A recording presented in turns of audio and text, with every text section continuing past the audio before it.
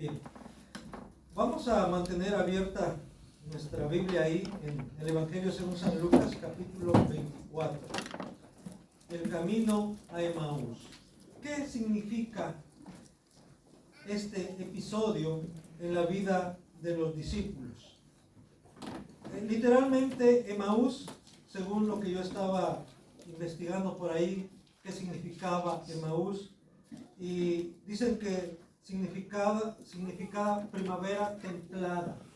Esto quiere decir que Emaús era un lugar agradable, con un clima agradable. No era un pueblo muy grande, pero era agradable vivir en ese lugar. Y algunos de los discípulos eran de ahí, por lo menos el nombre de uno se nos da aquí, llamado Cleofas. No era, diríamos nosotros, de los 11, pero sí era alguien que seguía a Jesús. Había más hombres y mujeres que seguían a Jesús, que servían a Jesús, y este era uno de ellos. Y podemos decir que independientemente de lo que signifique el nombre de Emaús, tenemos que buscar en base a la palabra qué significa ese camino a Emaús. Así como, por ejemplo, escuchamos nosotros a hermanos decir, estoy pasando por un desierto. Y entendemos a qué se refiere, ¿verdad? Cuando dicen estoy pasando por un desierto, se están refiriendo a que están pasando por una situación difícil, espiritualmente hablando, o a alguna situación de economía, de salud, o problemas aún en su hogar. Dicen, estoy pasando por un desierto, por mi desierto, incluso algunos dicen. Y también, cuando hablamos del camino de Emaús, podemos decir que este camino a Emaús representa decepción, incredulidad, pérdida de la visión. Es volver a la rutina. Hay que recordar que incluso literalmente los discípulos, comenzando con Pedro, dijo, vamos a pescar, voy a ir a pescar, vamos a pescar, y los demás dijeron, pues vamos pues a pescar. Perdieron su objetivo, perdieron la visión que Jesús había sembrado en ellos. El camino a Emaús también representa reencontrarse con Jesús, consigo mismo, y el retomar el propósito de nuestras vidas, el propósito de nuestra existencia. Vamos a ver esto entonces. Dice el relato bíblico, ahí del versículo 13 al 20, no está de más que volvamos a leer estos versículos, estos pasajes. Dice Lucas 24, del 13 al 20. He aquí dos de ellos iban el mismo día a una aldea llamada Emaús, que estaba a 60 estadios de Jerusalén. E iban hablando entre sí de todas aquellas cosas que habían acontecido. Sucedió que mientras hablaban y discutían entre sí, Jesús mismo se acercó y caminaba con ellos. Mas los ojos de ellos estaban velados para que no le conociesen. Y les dijo, ¿qué pláticas son estas que tenéis entre vosotros mientras camináis? ¿Y por qué estáis tristes? Respondiendo uno de ellos, que se llamaba Cleofas, le dijo, ¿eres tú el único forastero en Jerusalén que no ha sabido las cosas que en ella han acontecido en estos días? Entonces él les dijo, ¿qué cosas? Y ellos le dijeron, de Jesús Nazareno, que fue varón profeta, poderoso en obra y en palabra delante de Dios y de todo el pueblo. Y cómo le entregaron los principales sacerdotes y nuestros gobernantes a sentencia de muerte y le crucificaron. Aquí vemos a estos dos hombres, aquí dice, bueno, no dice literalmente discípulos, pero eran discípulos de Jesús, seguidores de Jesús, que iban hacia la aldea de donde ellos eran originarios, a Emaús. Estaban decepcionados y tristes por los acontecimientos. Y hay que notar aquí varias cosas. Una, que se estaban alejando de Jerusalén. Jesús les había dicho, no se vayan de Jerusalén. Todo lo que estaba aconteciendo ahí en Jerusalén, de alguna manera, aunque nosotros no tenemos esa convicción de que Jerusalén sea el ombligo del mundo, como algunos dicen, como que si fuese el centro de la historia, el centro de los acontecimientos, pero en términos bíblicos podemos decir que sí. En el Antiguo y en el Nuevo Testamento, Jerusalén ha desempeñado un papel bien importante en la historia de la redención, en la historia de la salvación. Pero no es la ciudad en sí misma, es porque Dios escogió a esa ciudad para manifestar su gloria en medio de su pueblo. Se estaban alejando de Jerusalén, lugar de la muerte y de la resurrección de Jesús. Porque ahí fue en Jerusalén, en el monte llamado de la Calavera o Gólgota, fuera de la ciudad, sí, pero ahí en Jerusalén, en donde Jesús fue crucificado. Pero ahí también en Jerusalén, en un huerto, Él fue sepultado. Ahí estaban los acontecimientos importantes que estaban sucediendo ahí en Jerusalén. La muerte y resurrección de Jesús. Es lo que un autor le ha llamado el acontecimiento histórico redentor. La muerte y resurrección de Jesús, el acontecimiento histórico redentor. Y ellos estaban alejando de ese lugar para volver a su aldea, para volver a su pueblo, para volver a su vida normal, a su vida cotidiana, a su cotidianidad. También ellos estaban encerrados en sí mismos, en su tristeza, en su dolor, en sus pensamientos. Esto es triste cuando nos encerramos en nuestros propios pensamientos, en nuestras propias ideas, en nuestro propio dolor. Es triste cuando aún estamos sufriendo, y perdón que utilice este término, y luego nos lamemos las heridas, en lugar de buscar que seamos sanados, que nuestras heridas sean sanadas. Y sabemos que el mejor sanador, el mejor restaurador es Cristo. Tenemos que ir con Cristo para que Él sane nuestras heridas. Nosotros lo que vamos a hacer es lastimarnos más, dañarnos más, abrirnos más la herida. Pero el Señor nos sana, Él nos unge con aceite, ¿verdad? Y recuerden, el aceite es símbolo del Espíritu Santo. Es símbolo de esa paz, de esa sanidad que Él trae a nuestra vida, a nuestro corazón. Pero estos hombres estaban encerrados en sí mismos, en su dolor y tristeza. Vean nomás cómo se expresan en el versículo 14 y 15. Dice que ellos iban hablando entre sí de todas aquellas cosas que habían acontecido. Y sucedió que mientras hablaban y discutían entre sí, aún discutían entre ellos. No solamente platicaban, sino aún tenían diferencias entre ellos. Discutían entre ellos. Y Jesús se acerca y camina con ellos. Qué importante es que dejemos que Jesús se integre a nuestra vida. Sobre todo cuando hay situaciones, problemas, cuando hay discusiones. Cuando hay discusiones no queremos que nadie más se meta más que nosotros, ¿verdad? Y queremos siempre, como dicen por ahí, tener la razón, imponer nuestra razón, imponer nuestro argumento, y nos cerramos. Yo me imagino a estos discípulos ahí discutiendo entre ellos. No me imagino peleando, pero discutiendo, comentando fuertemente lo que había acontecido. Y es ahí cuando Jesús se acerca a ellos. Pero me llama la atención cómo Jesús lo hace de una manera anónima. No llega, a ver, ¿qué se traen ustedes? No saben quién soy yo, ¿verdad? Imagínense, no saben que yo soy Jesús, no saben que yo soy el Cristo, el Señor. No, Él se acerca de una manera anónima, pero se une a ellos. Y ellos de alguna manera lo reciben, lo aceptan y empieza a caminar con ellos. Jesús camina con nosotros. Jesús no solamente llega a dar órdenes, sino Jesús se identifica. Él sabe, Él mejor que tú misma, que tú mismo sabe por lo que estás viviendo, por lo que estás pasando. Amén. Y por eso Él sabe que necesitas de Él. No lo rechaces, no lo saques de tu vida.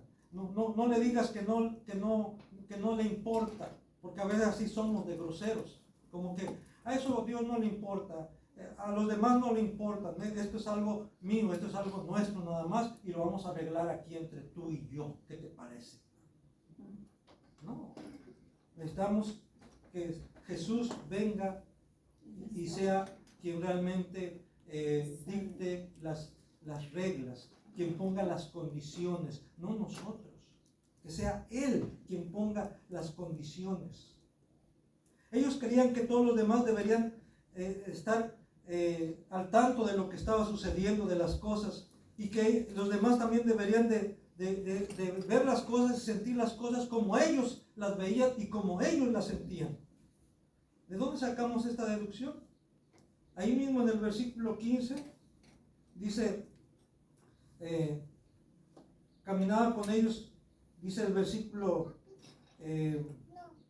18, respondiendo uno de ellos que se llamaba Cleofas, le dijo, ¿eres tú el único forastero en Jerusalén que no ha sabido las cosas que en ellas han acontecido en estos días? Como diciendo, ¿qué te pasa? ¿Qué desinformado estás? ¿Qué no sabes lo que está sucediendo? ¿No sabes lo que está pasando? A veces nosotros, hermanos, creemos que todo mundo debe de comprender la situación por la que estamos pasando, que todo mundo debe saber y de entendernos, porque si no, ¿qué les pasa? ¿Dónde están? ¿Qué mal están porque no se preocupan por nosotros, no se interesan por mí, no se preocupan por mí? Qué triste estoy, que mejor me como un gusanito, ¿no?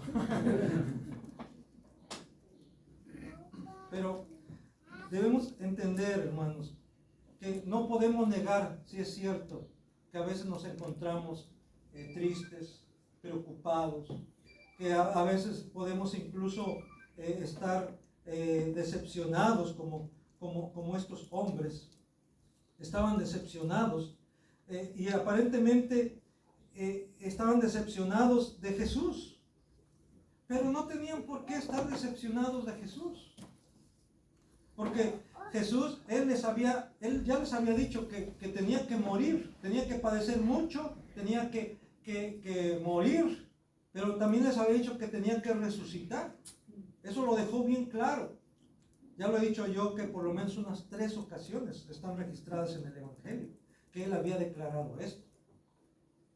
Sin embargo, como que ellos se les había olvidado o ignoraron o no le dieron importancia a esas declaraciones de Jesús, a esas palabras de Jesús. Y por eso dicen, nosotros esperábamos, dice ahí en el versículo 19, Jesús les dice, ¿qué cosas? Y ellos le dijeron, de Jesús Nazareno, que fue varón profeta, poderoso en obra y en palabra delante de Dios y de todo el pueblo. Cómo le entregaron los principales sacerdotes y nuestros gobernantes a sentencia de muerte y le crucificaron. Pero nosotros esperábamos que Él era el que había de redimir a Israel. Y ahora, además de todo esto, hoy ya es el 3er día que esto ha acontecido. Nosotros esperábamos que Él redimiera a Israel. Vuelvo a repetir, ellos estaban decepcionados de Jesús, aparentemente.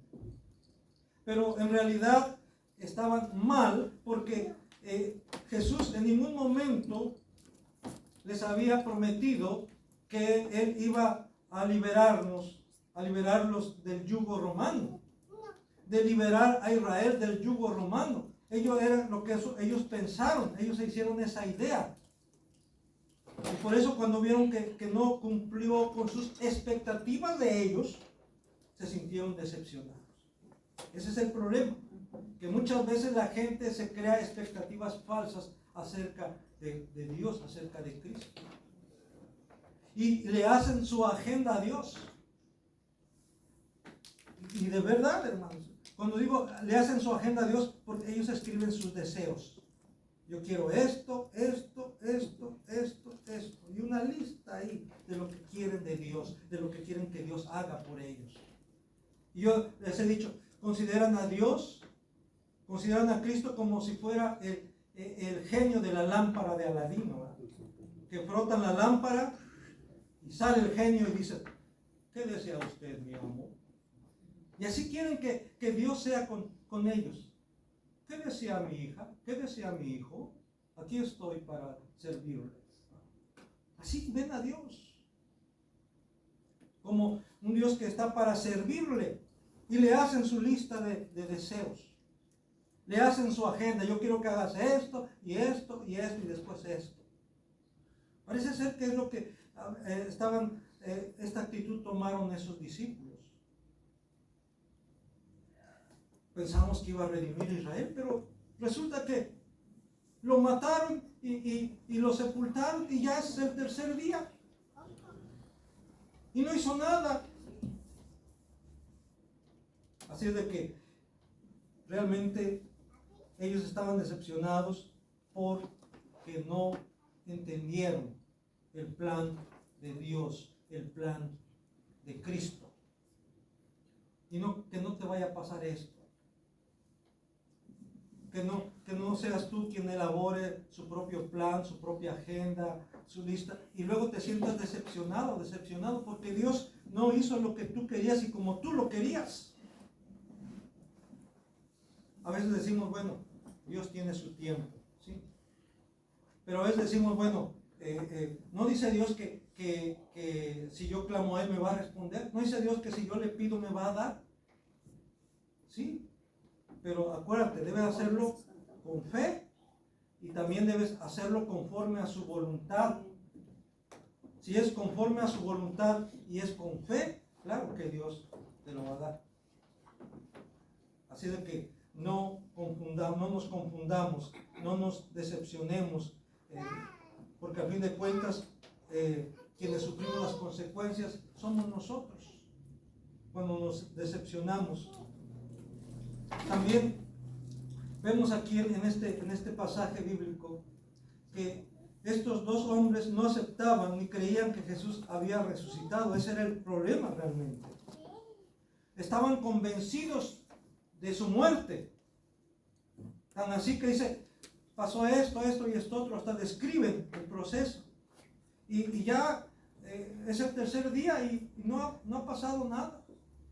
Ellos estaban convencidos de la muerte de Jesús, pero no de su resurrección. ¿De dónde deducimos esto? Dice ahí, otra vez volviendo al versículo 19 al 24. Entonces les dijo Jesús, ¿qué cosas? Y ellos le dijeron, de Jesús Nazareno, que fue varón profeta, poderoso en obra y en palabra delante de Dios y de todo el pueblo. Y cómo le entregaron los principales sacerdotes y nuestros gobernantes a sentencia de muerte y le crucificaron. Pero nosotros esperábamos que Él era el que había de redimir a Israel. Y ahora, además de todo esto, hoy es ya el tercer día que esto ha acontecido. Aunque también nos han asombrado unas mujeres de entre nosotros, las que antes del día fueron al sepulcro. Y como no hallaron su cuerpo, vinieron diciendo que también habían visto visión de ángeles, quienes dijeron que Él vive. Estos ya habían escuchado el anuncio de las mujeres, porque esto está aconteciendo el domingo, el mismo domingo de resurrección, pero en la tarde. Así dice, versículo 13, aquí dos de ellos iban el mismo día a una aldea llamada Emaús, que estaba a 60 estadios de Jerusalén. Esto aconteció en la tarde. Ya las mujeres que habían ido en la mañana al sepulcro habían dado la noticia a los discípulos de que habían visto ángeles, y no solamente esto, sino de que habían visto a Jesús resucitado, como vimos hace 8 días, que Jesús mismo les sale al encuentro y la saluda, y ellas abrazan sus pies y le adoran. Y eso mismo le dijeron a los discípulos. Esto mismo escucharon estos dos hombres, pero no lo creyeron. ¿Cómo sabemos que no lo creyeron? Porque ahí está diciendo, dice, Y pues aunque nos asombraron, nos sorprendieron unas mujeres que dijeron que vieron visión. Hay que recordar aquí dos cosas como referencia, como trasfondo. En tiempos de Jesús, los niños y las mujeres eran menospreciados. Su palabra no contaba.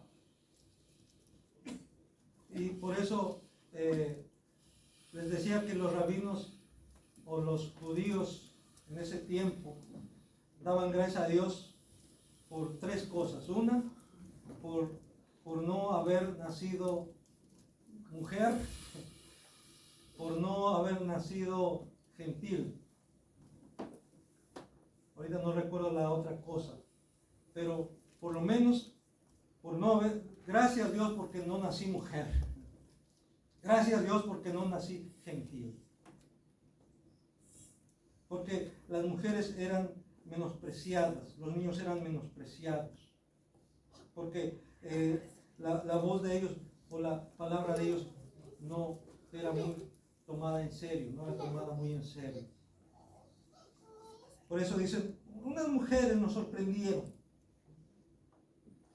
Y precisamente Jesús se aparece a ellas, primeramente. Primero, por la disposición que ellas tienen. No voy a retrocederme en cuanto a lo que es ese acontecimiento de la resurrección, pero no hay que pasar por alto que los discípulos estaban escondidos, temerosos, mientras estas mujeres estuvieron ahí, al pie de la cruz. Luego se prepararon para que pasando del día de reposo, ya prepararon las especias y todo eso para ir a ungir el cuerpo de Jesús. Los discípulos, los varones por allá, escondidos, temerosos. Y es a ellas a quien Jesús se presenta primero, es a ellas a quien las comisiona para que vayan y lleven las buenas nuevas a los discípulos, a los varones.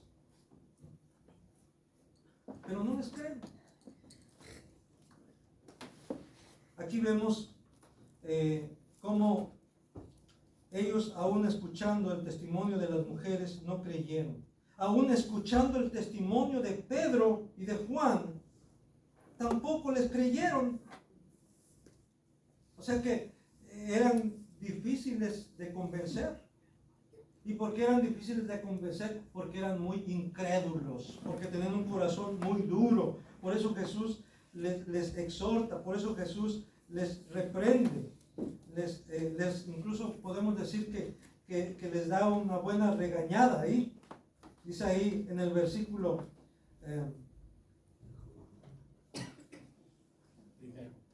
a ver, ayúdenme ahí. El 25. En el versículo 25. Entonces Él les dijo, oh insensatos y tardos de corazón para creer todo lo que los profetas han dicho. Porque después de que habla de que las mujeres fueron al sepulcro, en el versículo 24 dice, y fueron algunos de los nuestros al sepulcro y hallaron así como las mujeres habían dicho, pero a Él no le vieron. ¿Quiénes fueron esos algunos de los nuestros? Pues Pedro y Juan. Tenemos ese relato ahí en Juan capítulo 20, versículo 1 al 10, que tan pronto las mujeres llegaron a donde estaban los discípulos y les dijeron lo que les había pasado, dice que inmediatamente salieron Pedro y Juan y fueron corriendo al sepulcro. Y en el trayecto de ir al sepulcro, Juan corrió más rápido y llegó primero al sepulcro, pero no entró, solamente miró y vio los lienzos ahí doblados, el sudario aparte, pero no entró. Después llegó Pedro. Es comprensible esto. Juan era un joven y Pedro ya era más grande, llegó después, pero Pedro sí entró al sepulcro. Y después de que Pedro entró, también entró Juan. Y ahí en el Evangelio de San Juan dice que vieron los lienzos doblados y el sudario aparte y creyeron. Así dice, y creyeron. Pues bueno, ellos llevaron también esta noticia a los demás discípulos. Y estos caminantes de Emaús escucharon también de parte de los discípulos su testimonio, pero aún así no le creyeron. Por eso Jesús pone en evidencia que eran duros de corazón. Dice ahí otra vez, volviendo al versículo 25, entonces Jesús les dijo, oh insensatos y tardos de corazón para creer todo lo que los profetas han dicho. ¿Por qué? Porque a veces la gente no quiere aceptar, no quiere creer en el Evangelio por la dureza de su corazón. No es porque no sean inteligentes, no es porque no puedan procesar la información. Claro que sí pueden procesar la información, claro que sí son inteligentes, pero no quieren creer porque hay incredulidad en su vida, porque tienen un corazón duro para recibir la palabra, porque necesitan que Dios cambie su corazón, que quite ese corazón de piedra, ese corazón endurecido y ponga un corazón de carne, un corazón sensible. Y el único que puede hacerlo es Dios. Tú no lo puedes hacer.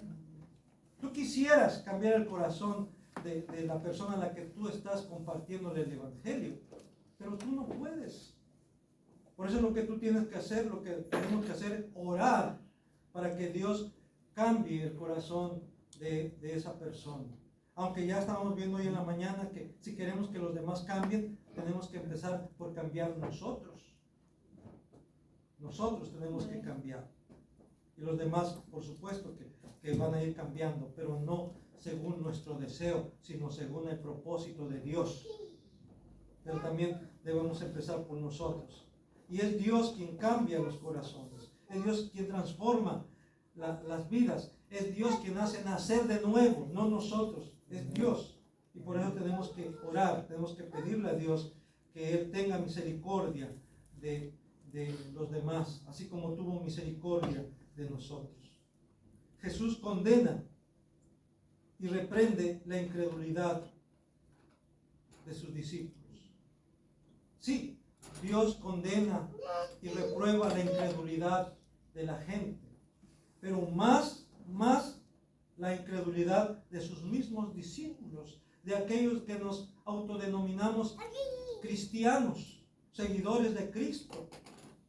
Imagínense, nos autodenominamos seguidores de Cristo, cristianos, discípulos de Jesús, y a veces somos incrédulos, nos domina la incredulidad, como en este caso a estos discípulos. La incredulidad aquí es catalogada por Jesús como insensatez, como dureza de corazón. También nos dice que tenían los ojos cubiertos, como diríamos nosotros, los ojos vendados. ¿Sí? Mientras Dios no haga la obra, mientras el Espíritu Santo no abra la mente y el corazón de las personas, es como si tuviesen una venda en sus ojos, no les permiten ver. Así lo dice Pablo, refiriéndose al pueblo de Israel. Dice que cada vez que leen a Moisés, es como si tuvieran un velo, una venda en sus ojos. Lo leen pero no lo entienden. Y es lo que pasa también.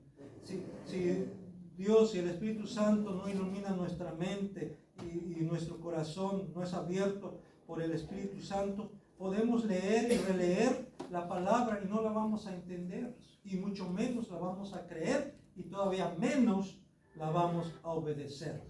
Porque hay ese proceso, ¿verdad? Hay que leer, hay que entender, hay que meditar, hay que creer y hay que obedecer. Pero el único que pueda hacer que esto sea posible es la obra del Espíritu Santo en nosotros. Volviendo entonces, Jesús condena y reprende la incredulidad y más la de sus discípulos. Él la cataloga como insensatez, como dureza de corazón, como tener vendados los ojos. También vemos aquí que Jesús utiliza las mismas escrituras para convencer, por decirlo así, a estos discípulos. Dice ahí, versículo 25. Entonces les dijo: oh insensatos y tardos de corazón, para creer todo lo que los profetas han dicho. Todo lo que los profetas han dicho. ¿No era necesario que el Cristo padeciera estas cosas y que entrara en su gloria? Y comenzando desde Moisés y siguiendo por todos los profetas, les declaraba en todas las escrituras lo que de él se decía. Así es que aquí tenemos, hermanos. No estamos escuchar una voz sobrenatural de los cielos. Hay quienes dicen, yo sí creería, pero si pudiera escuchar la voz de Dios, si pudiera ver una revelación, una visión. Aquí está. Jesús ni siquiera diría, bueno, en ese momento él se hubiera dado a conocer, él les hubiera dicho quién era. Pero ¿qué hace? Él comienza con las escrituras, comenzando con Moisés, el Pentateuco, Génesis, Éxodo, Levítico, Números, Deuteronomio, comenzando con Moisés y siguiendo con los profetas, les declaraba, les explicaba lo que ellos decían acerca de Jesús. Por eso Jesús, allá en Juan 5:39, dice que le dijo a los judíos que habían creído en él, o sea, los que conocían las escrituras, los que tenían las escrituras, les dijo, escudriñad las escrituras, porque a ustedes les parece que en ellas tienen la vida eterna. Ellas dan testimonio de mí. Sí, tanto el Antiguo como el Nuevo Testamento dan testimonio de Jesús. Y mucha gente tiene acceso a la Biblia. Ahora es tan fácil descargar la Biblia en tu celular. Hay devocionales a los cuales puedes acceder. Hay estudios bíblicos. Hay predicaciones a las cuales tú puedes acceder por medio de tu teléfono. O sea, ya no hay pretexto para decir, ay, es que no hay quien me hable. Ay, es que nadie me habló, nadie me dio a conocer. Cuando te encuentres delante de Dios, no vas a poner ese pretexto. Vas a decir, ay, es que nadie me habló. Ay, es que nadie me dijo. ¿De veras nadie te ha hablado? ¿Nadie te ha dicho? Por eso, sí, el problema no es que no oigamos, que no sepamos, el problema es que no queremos creer, que no queremos aceptar. Jesús condesciende y convive con sus discípulos. Vimos ahí en el versículo 28 al 30 dice, y llegaron a la aldea a donde iban, y él hizo como que iba más lejos.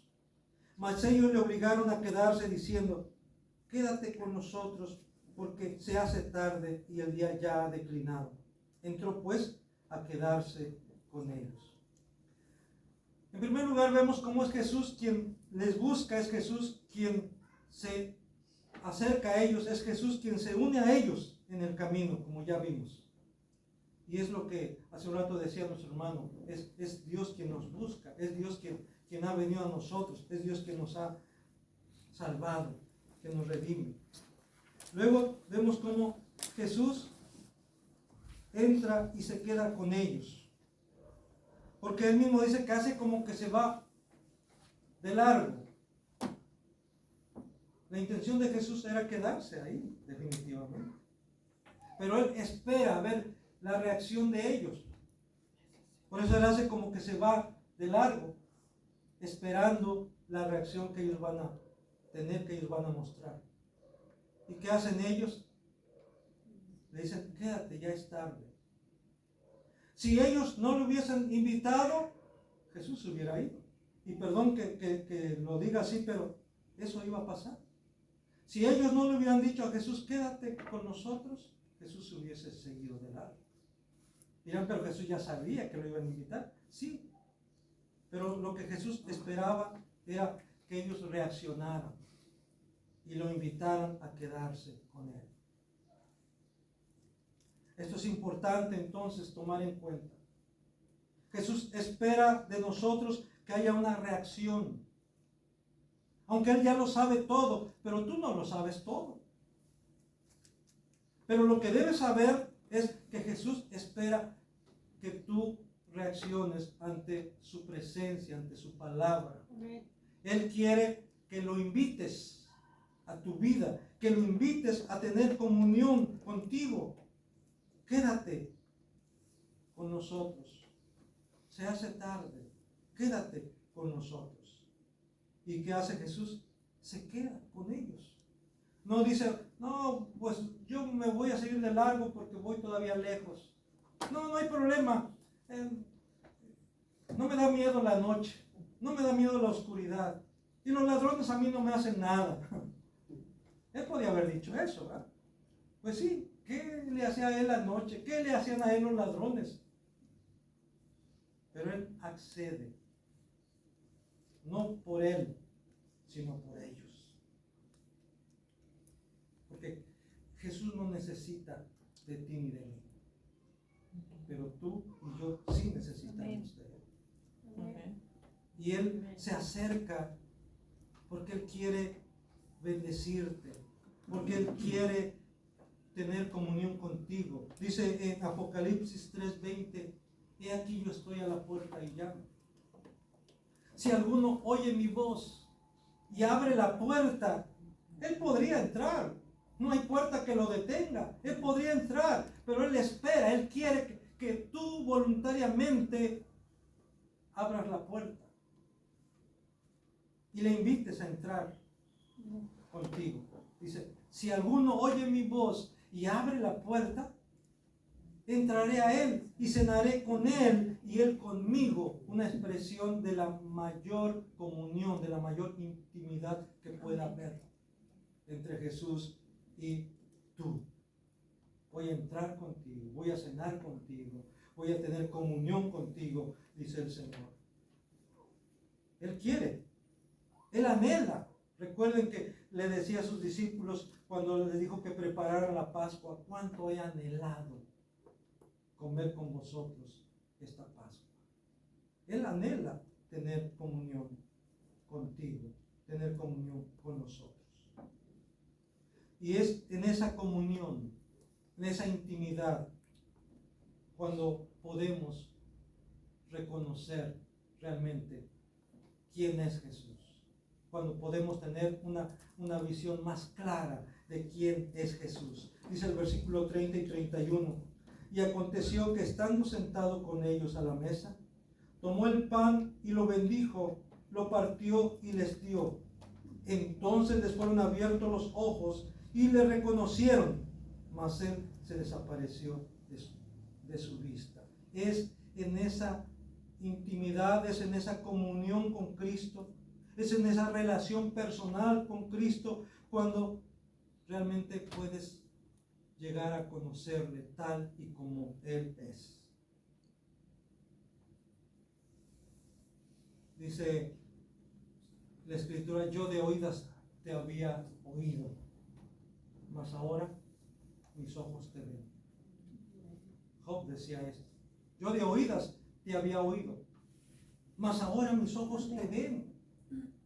Es lo que a lo mejor tú también te podrías identificar. Yo al principio oía, me hablaban, me decían y no entendía, no comprendía. Pero cuando el Señor vino a mi vida, cuando el Señor vino a mi corazón, cuando Dios abrió mi mente, cuando Dios cambió mi corazón, entonces pude entender. Entonces pude darme cuenta quién es Jesús y lo que Él quiere para mí y lo que Él es para mí. Ahora nosotros podemos dar testimonio de ello porque le conocemos. Amén. Porque Él ha querido tener comunión con nosotros. Y es en esa comunión, cuando, como vemos ahí, cuando le podemos ver, cuando le podemos conocer. Solo en la presencia y en las palabras de Jesús pueden prender nuestro corazón, pueden apasionarnos y motivarnos a la acción. Dice el versículo 31 al 35. Entonces les fueron abiertos los ojos y le reconocieron, mas él se desapareció de su vista. Y se decían el uno al otro, ¿no ardía nuestro corazón en nosotros mientras nos hablaba en el camino y cuando nos abría las Escrituras? Y levantándose en la misma hora, volvieron a Jerusalén y hallaron a los 11 reunidos y a los que estaban con ellos, que decían, ha resucitado el Señor verdaderamente y ha aparecido a Simón. Entonces ellos contaban las cosas que les habían acontecido en el camino y cómo le habían reconocido al partir el pan. Nuevamente vuelvo a decir, solo en la presencia y las palabras de Jesús pueden prender nuestro corazón, pueden apasionarnos y motivarnos a la acción. Antes aún se desanimaban unos a otros. ¿Ahora qué? Se animan unos a otros. Y de verdad, cuando alguien está desanimado, alguien no quiere, no, ¿para qué vas? No vayas a la iglesia, mejor vamos al cine, ¿qué te parece? Está en estreno tal película. No, vamos a la playa, mira, ya se fue el frío y ahorita, ay, qué rico está, vamos a la playa. No vayas. Se desaniman unos a otros para ir a la iglesia. Y a veces, pues, como que no estamos esperando que alguien nos haga jalón, como dicen, ¿verdad? Pero dice la Escritura, yo me alegré con los que me decían, a la playa de Rosarito iremos. Yo me alegré con los que a la casa de Jehová iremos. Y aquí vemos cómo se estaban desanimando. No, sí es cierto, mira que ya dijo y pues no pasó nada. Al principio, antes de encontrarse con Jesús. Pero después que se encuentran con Jesús, ¿qué importa la hora que sea? Dice ahí, y en esa misma hora volvieron a Jerusalén. ¿Qué tan retirado estaba Emaús de Jerusalén? Ahí dice en el principio, en el versículo 13, 60 estadios. Y ya sacando cuentas en cuanto a esto de estadios, un estadio equivalía a 180 metros aproximadamente. Entonces, si multiplicamos, ¿verdad?, 60 por 180 nos da 10.800 metros, 11 kilómetros, más o menos, de Jerusalén a Emaús. ¿En cuánto recorre usted caminando 11 kilómetros? No estamos hablando de un maratonista, estamos hablando de una persona normal. ¿En cuánto tiempo? ¿Unas 3 horas? Aproximadamente. 4 kilómetros por hora. ¿Está bien? Unas 3 horas. Así, a paso más o menos rápido. 3 horas de camino. 3 horas de Jerusalén a Emaús. Ya se hace tarde, dice, ya se está haciendo noche, por eso le dicen a Jesús que se quede, porque ya es tarde, es peligroso caminar a esa hora, viajar a esa hora. Pero después de que han tenido ese encuentro con Jesús, ¿qué hacen? No les importa la hora. En esa misma hora, no les importan los peligros, no les importa la oscuridad. Ellos tienen que ir a decirle a los demás discípulos que también ellos han visto a Jesús, que ellos se han encontrado con Jesús, que Jesús ha venido a ellos. Pero esto sucedió hasta después de haber tenido ese encuentro con Jesús. Después de desanimarse, ahora se animan unos a otros.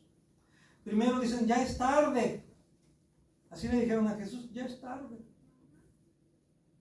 Pero después no les importa qué hora es. Cuando no hay disposición, decimos, ya es tarde. ¿Ya para qué vamos?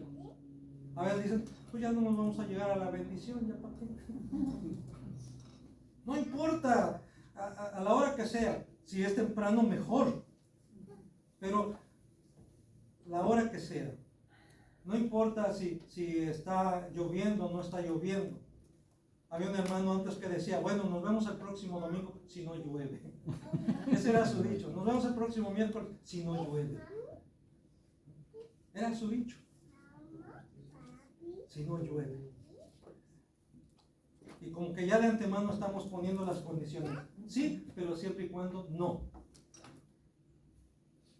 Vemos aquí a los discípulos, no importa la hora que era, ellos regresan a Jerusalén.